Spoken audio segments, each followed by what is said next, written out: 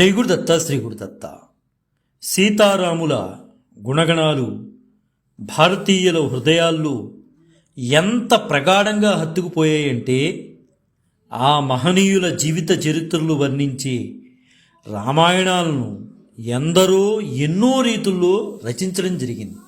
వాళ్ళు తాదాత్మ్యం పొంది రామాయణాన్ని అనేక రీతుల్లో జనబాహుళ్యంలోనికి తీసుకొచ్చారు. అయితే సంస్కృతంలో వాల్మీకి రామాయణం, ఆధ్యాత్మిక రామాయణం, వశిష్ఠ రామాయణం, ఆనంద రామాయణం, భాస్కర రామాయణం మొదలైనవి ఉన్నాయి. తెలుగులోకి వచ్చేప్పటికి మొల్ల రామాయణం, భాస్కర రామాయణం, రంగనాథ రామాయణం మొదలైనవన్నీ కూడా మనకు కనిపిస్తాయి. అలాగే తమిళ, మలయాళ, హిందీ, బెంగాలీ భాషల్లో కూడా అనేక రామాయణాలు వెలువడ్డాయి.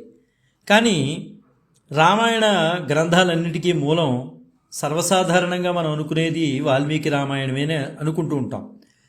సంస్కృతంలోని వాల్మీకి రామాయణాన్ని ఆదికావ్యంగా కూడా మనం పరిగణిస్తున్నాం. కానీ ఈ వాల్మీకి రామాయణానికి ముందు మనకి పురాణాల్లో, బ్రహ్మాండాంతర్గత పురాణంలో వేదవ్యాస మహర్షి చేత చెప్పబడిందంటే శివుడు పార్వతికి చెప్పిన తర్వాత ఆ విషయాలను వేదవ్యాస మహర్షి ద్వారా జనబాహుళ్యంలోనికి వచ్చింది.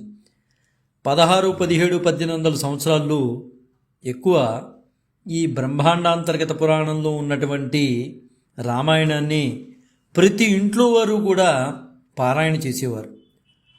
రాను రాను ఈ సంస్కృతి సంప్రదాయాల్లో మార్పులు చోటు చేసుకోవడం వలన రామాయణాన్ని ఒక పుస్తకంగా మాట్లాడుతున్నారు తప్పించి ఒక గ్రంథంగా మాట్లాడలేకపోతున్నారు. అయితే ఆధ్యాత్మిక రామాయణానికి వాల్మీకి రామాయణానికి తేడా ఏంటంటే వాల్మీకి రామాయణంలో వాల్మీకి శ్రీరాముణ్ణి ఒక ఉదాత్త మానవుడిగానే చిత్రీకరిస్తూ అతడి దివ్యత్వాన్ని చెప్పే నేపథ్యంలోనే తీసుకెళ్ళాడు ఆయన. ఎక్కడా కూడా వాల్మీకి రామాయణంలో రాముడు భగవంతుడు అనే విషయాన్ని చర్చలోకి తీసుకురాలా. వాల్మీకి మానవుడిగానే చూపిస్తూ మానవులకి అందరికీ అర్థమయ్యే రీతిలో మానవుడు ఎలా ప్రవర్తించాలి అనే అంశాన్ని విపులంగా వర్ణించడానికి అలా కథా వస్తువును వాల్మీకి తీసుకున్నారని మనకి సుస్పష్టంగా అర్థమవుతుంది. వాల్మీకి రామాయణం చదివినప్పుడు రామాయణాన్ని చదువుకుంటూ వెళ్ళిపోవటం కాదండి, ఒక విశ్లేషణ చేసుకుంటూ వెళితేనే మనకి దాని యొక్క రుచి అనేది తెలుస్తుంది. అలా కాకుండా ఏదో పారాయణల పేరు మీద ఏదో అలా చదువుకుంటూ వెళ్ళిపోతే ఎప్పటికీ కూడా దాని యొక్క అర్థాలను మనం తెలుసుకోలేము. స్పష్టత అనేది రావాలి. వాల్మీకి కేవలం మన గురించి రాముడిని మానవుడిగా అక్కడ చిత్రీకరించారు. అంటే శ్రీరాముడు మానవుడిగా చిత్రీకరించడం చేత ఆ శ్రీరాముడు మనందరికీ కూడా ఆదర్శ పురుషుడిగా మనం చర్చించుకుంటున్నాం. కానీ ఆధ్యాత్మిక రామాయణంలో అంటే బ్రహ్మాండాంతర్గత పురాణంలో చర్చించబడినటువంటి రామాయణాన్ని మనం తీసుకున్నట్లయితే రాముడికి డ్యూయల్ పర్సనాలిటీని చూపించారు వేదవ్యాస మహర్షి. ఎందుకు చెప్పారు అంటే సాక్షాత్తు శ్రీమన్నారాయణ అవతారమే శ్రీరామచంద్రుడు. ఆ శ్రీరామచంద్రుడు ఈ భువికి వచ్చిన తర్వాత అంతో ఇంతో ఆ క్వాలిటీస్ అంటే శ్రీమన్నారాయణ అవతారంలో ఉన్నటువంటి గుణగణాలు ఎక్కడికి పోతాయి, ఉంటాయి కదా. అప్పుడప్పుడు శ్రీరామచంద్రుల వారిలో ఆ గుణగణాలు కనిపించేవి. అంటే ముందుగా జరిగేటటువంటి విషయాలను సుస్పష్టంగా కూడా ఆయన చెబుతూ ఉండేవారు. అది కొద్ది ఫ్రాక్షన్ ఆఫ్ సెకండ్స్ ఉండి మళ్ళీ పోయేది.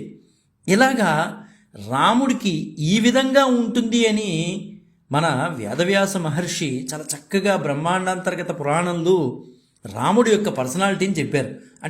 ఇటు మానవత్వము, ఇటు దివ్యత్వము అంటే ఒక మనిషిగా, ఒక దైవముగా రెండింటినీ కూడా సమపాళల్లో తీసుకెళ్తూ చూపించినటువంటి దివ్యమైన గ్రంథము ఆధ్యాత్మిక రామాయణం. ఇది చాలా చక్కటి గ్రంథం అండి. ఇది అందరూ చదవలసిందే. అయితే చాలామందికి అర్థం కాదు గనక అంటే మనిషి యొక్క కష్టాలను చిత్రీకరించినటువంటి వాల్మీకి రామాయణాన్నే ప్రధానంగా తీసుకుని చాలామంది వెళ్తున్నారు. వాస్తవాన్ని చెప్పుకోవాలంటే బ్రహ్మాండాంతర్గత పురాణంలో ఉన్నటువంటి ఆధ్యాత్మిక రామాయణంలో రాముడి యొక్క పర్సనాలిటీని మనం చూసినట్లయితే చాలా స్పష్టంగా అక్కడ చెప్పబడింది.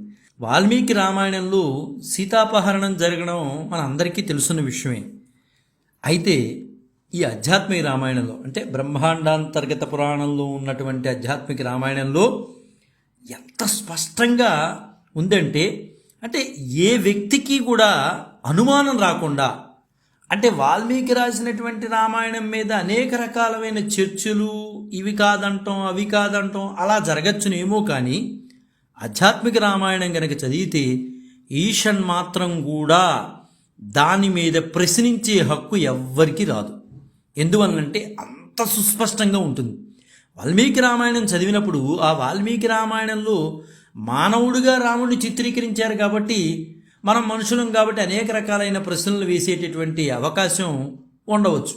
రాముడు కదా, రావణాసుడు వస్తే సీతమ్మను కాపాడుకోలేకపోయాడా, ఇలాంటి ప్రశ్నలు మానవాళిలో సహజంగా కొంతమందికి వస్తూ ఉంటాయి. ఆ ప్రశ్నలకి సమాధానం చెప్పాలి అంటే అది వాల్మీకి రామాయణం చెప్పదు, ఆధ్యాత్మిక రామాయణం చెప్తుంది. ఎంత సుస్పష్టంగా చెప్తుందంటే, రాముడే మనం ఇందాక మాట్లాడుకున్నట్టు రామునికి డ్యూయల్ పర్సనాలిటీ చూపించారు వేదవ్యాస మహర్షి.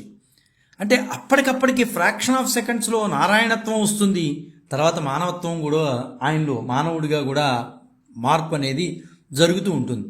ఆ క్రమంలో రావణుడు చేయబోయే కార్యాలను ముందే గ్రహించి శ్రీరాముడు ఒకనాడు సీతతో ఏకాంతంగా, జానకి నా మాట విను, రావణుడు తాపసి వేషంలో భిక్షకై రానున్నాడు, నీ నీడతో నీ ప్రతిబింబాన్ని నిర్మించుకుని నీ నిజరూపాన్ని అగ్నిలో దాచుకో, 1 సంవత్సరం నువ్వు అదృశ్యంగానే ఉండాలి, నీ ఛాయారూపాన్ని నిజమైన సీతగా నమ్మి రావణుడు లంకకు తీసుకుపోనున్నాడు.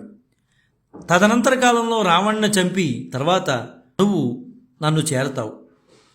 రాముని ఆనతి మేరకు సీత మాయాసీతగా సృష్టించుకుని తన నిజరూపాన్ని అగ్నిలో దాచుకుందని చాలా సుస్పష్టంగా మనకి ఆధ్యాత్మిక రామాయణం మనకి తెలియజేస్తోంది. అధరామోపి తస్సర్వం జ్ఞాత్వా రావణ చేష్టితం ఉవాచ సీతామేకాంతే శృణు జానకి మే వచః రావణో భిక్షురూపేణ ఆగమిష్యతి తే ఆంతికం త్వం తు ఛాయాం త్వదాకారాం స్థాపయిత్వోటజేవిచః అగ్నావదృశ్యద్రూపేణ వర్షం తిష్ట మమాగ్నయ రావణస్య వధాంతే మాం పూర్వవత్ ప్రాప్యసే శుభే శ్రుత్వా రామోదితం వాక్యం సాపి తత్ర తథా కరోత్ అని చాలా స్పష్టంగా ఆధ్యాత్మిక రామాయణం మనకి చెప్తోంది. ఖచ్చితంగా 1 సంవత్సరం కాలం ఉండు, అనంతరం రావణ్ణి చంపిన మీదట నువ్వు నన్ను పూర్వం వలె పొందగలవు అని రాముడు సీతకి చెప్తారు. కనీసం ఈ విషయం లక్ష్మణుడికి కూడా తెలియదు. మాయా సీత ఎప్పుడైతే వచ్చిందో, అసలైన సీత అగ్ని ప్రవేశం చేసిన తర్వాత, అగ్నిలోకి వెళ్ళిన తర్వాత, మాయాసీత వచ్చిన తర్వాతే ఆ మాయాసీతే మాయామృగమును కోరుకుంటుంది. సాధారణమైన సీత, భోగభాగ్యాలను కోరుకోలేనటువంటి సీత ఒక బంగారు లేడిని చూసి ఎందుకు కోరుకుంటుందండి? సహజంగా మనం ఆలోచించవలసిన ప్రశ్నే కదా ఇది. మనం చాలామంది అంటుంటారు, సీత ఏంటి బంగారు లేడి కోరుకోవటం ఏంటి అని వాల్మీకి రామాయణం చూసి అంటుంటారు. వాస్తవానికి ఆ ప్రశ్నకి సమాధానం ఇదే. అక్కడ కోరుకున్నది సీతామాత కాదు, సీతామాత యొక్క ఛాయారూపం మాత్రమే కోరుకుంది. అంటే అసలైన సీత అగ్ని ప్రవేశం చేయటం జరిగింది, అగ్నిలో ప్రవేశించింది ఆ కుటీరంలోనే. అక్కడ మాయాసీత వచ్చింది కాబట్టి ఆ మాయాసీతే మాయామృగమును కోరుకుంది. ఇది మనం తెలుసుకోలేకపోవటం వలన, గ్రంథాలు చదవలేకపోవడం వలన, ఏదో నోటుకొచ్చినవి మాట్లాడటం వలన మన ఉద్గ్రంథాలను, మన సంప్రదాయ విశేషాలను మనమే అవమానించుకునే పరిస్థితిలోకి దిగజారిపోతున్నాం. వాస్తవానికి ఇక్కడ గ్రహించవలసిన విషయం ఇదే. ఏదో సినిమాల్లో చెప్తూ ఉంటాడు, అనేక రకాలైన మాటలు మాట్లాడుతూ ఉంటారు, అజ్ఞానంతో మాట్లాడే మాటలు. వాస్తవానికి చెప్పుకోవాలంటే ఆ రోజు సీత కోరుకున్నది అసలైన సీత కాదు, మాయారూపంలో ఉన్నటువంటి మాయాసీత. మాయాసీత కాబట్టే మాయామృగాన్ని కోరుకుంది. ఎప్పుడైతే మాయాస్వరూపం ధరించిందో శ్రీమన్నారాయణ రూపంలో ఉన్నటువంటి శ్రీరాముడు మానవ రూపంలోకి మారిపోతాడు.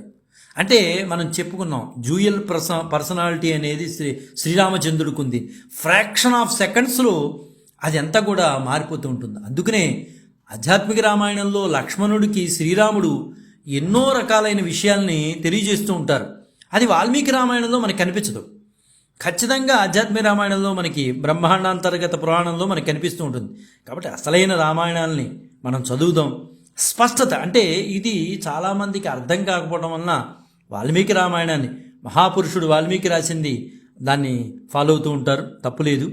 కానీ ఒరిజినల్ టెక్స్ట్ మనకి కావాలి అంటే మన పురాణాల్లో చెప్పబడినటువంటి ఆధ్యాత్మిక రామాయణంలో సుస్పష్టంగా పరమేశ్వరుడు పార్వతికి చెప్పినటువంటి రామాయణమే మనం ఆధ్యాత్మిక రామాయణంగా మనం తీసుకుంటాం. వ్యాసవ్యాస మహర్షులు వారు ఈ లోకానికి అందించారు. కాబట్టి అటువంటి రామాయణాన్ని మనం జనబాహుళ్యంలోనికి తీసుకురావడానికి మనవంతు మనం ప్రయత్నం చేద్దాం. జై గురుదత్త, శ్రీ గురుదత్త, శ్రీపాద శ్రీవల్లభ చరణదాసుడు, మానికొండ రాజశేఖర శర్మ, రాజమహేంద్రవరం. స్వస్తి.